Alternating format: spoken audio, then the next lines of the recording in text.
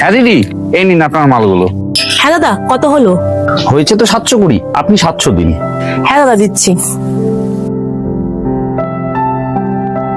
এই যে দাদা।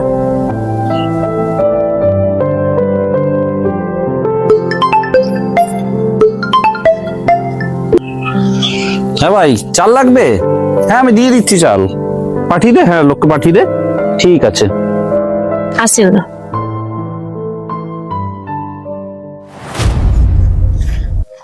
ভাই, উচ্ছে আর পটল কত করে? দিদি, পটল হচ্ছে যে 20 টাকা কিলো, আর উচ্ছে 30 টাকা শ।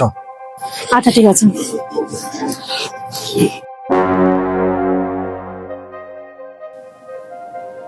ওই দোকানদার আমাকে 300 টাকার জায়গায় 400 টাকা দিয়ে দিয়েছে।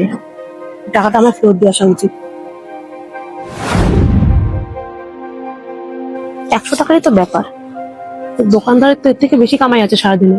1000 টাকা তো হবে। 100 টাকাতে কি আর যায় আসে? বাদ দাও। আচ্ছা তুমি বেইমানি তো বেইমানি, সেটা 100 টাকাই হোক আর লাখ টাকাই হোক, আমার এই টাকাটা ফেরত দিয়ে আসা উচিত। ভাই, আমি একটু পরে আসছি। ঠিক আছে দিদি। দাদা, এই যে 100 টাকা। হ্যাঁ দিদি বলুন, আর কি লাগবে? কিছু লাগবে না দাদা, এই টাকাটা আপনারই। আমার টাকা মানে?